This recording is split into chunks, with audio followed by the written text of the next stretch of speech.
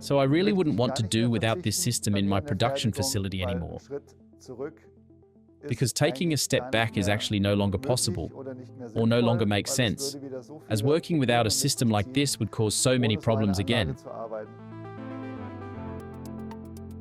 It was always a source of disruption that stock levels weren't always accurate, that components which should have been there were occasionally missing, but the stock records showed something different.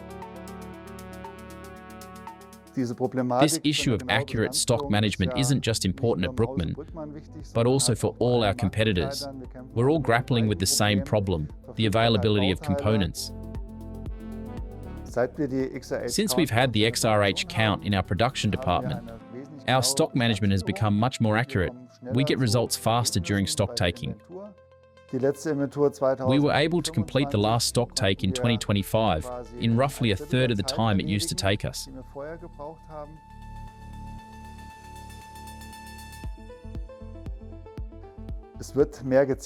We count more items now, even if there are doubts about the stock inside a package. This system is used every day. With manual counting, it can sometimes take us a minute or more to count a roll once we've unwrapped it and laid it on the table.